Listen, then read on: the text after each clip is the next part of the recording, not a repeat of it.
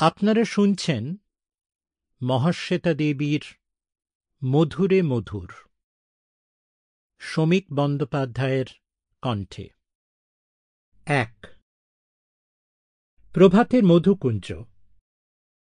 বসন্তের মধুচক্রের মতোই কর্মকোলাহলে গুঞ্জরিত। নাম মধুকুঞ্জ, আসলে কিন্তু আশ্রম। আশ্রমের অধিকর্তা হলেন কণ্ঠমণি বড় ঠাকুর। তিনি বলেন, কালা ঠাকুর ও রায়কিশোরীর আশ্রম, আমি তাদের সেবায়েত মাত্র। কথার অনেকটা সত্যি, আবার সত্যি নয়ও, কেননা মধুকুঞ্জ আজ যাই হোক সন্ন্যাসীর আশ্রম নয়।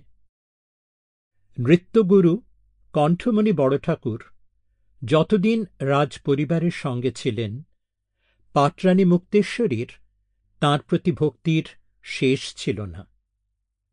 সে ভক্তির বহিঃপ্রকাশে হয়তো বাড়াবাড়ি ছিল, তবু কথা বলবার সাহস ছিল না কারও। অসমের সুপ্রাচীন এক রাজবংশের শেষ ঐতিহ্যের বাহক মুক্তেশ্বরীর প্রতিকূল। মুষ্টিমেয় প্রজাবর্গের ওপর সেদিন তাঁদের দোর্দণ্ড প্রতাপ, অব্যাহত শাসন। মুক্তেশ্বরী কণ্ঠমণিকে গুরুদক্ষিণা দিলেন, স্ত্রীধন উজাড় করে। তাঁরই আনুকূল্যে নির্মিত হল মধুকুঞ্জ, মণিপুরের উপান্তে এক সুন্দর আশ্রম। কণ্ঠমণি বড় ঠাকুরের শিষ্য শিষ্যারা এল দূর দূরান্তর থেকে, সদর আর অন্দর। মধুকুঞ্জ ২ মহলে ভাগ করা।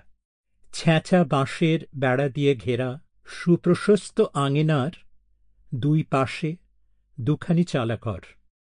একটিতে থাকে শিক্ষার্থী ছেলেরা, অপরটিতে থাকেন কণ্ঠমণির ছোট ভাই নীলমণি। মাঝখানের বৃহৎ ঘরটিতে তাঁত চলে।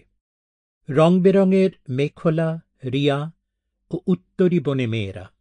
অন্দরের আঙিনার একপাশে মেয়েদের ঘর, একপাশে রান্নাঘর। শেষের বৃহৎ ঘরখানির একধারে কালা ঠাকুরের মন্দির ও কণ্ঠমণির বাসস্থান।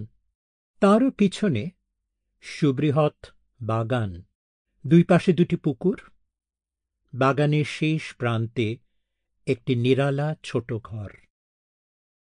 প্রত্যহের মন্ত্রোচ্চারের মতো মধুকুঞ্জে জীবন প্রবাহ সুষম, সুছন্দ, অভ্যস্ত গতিতে চলে।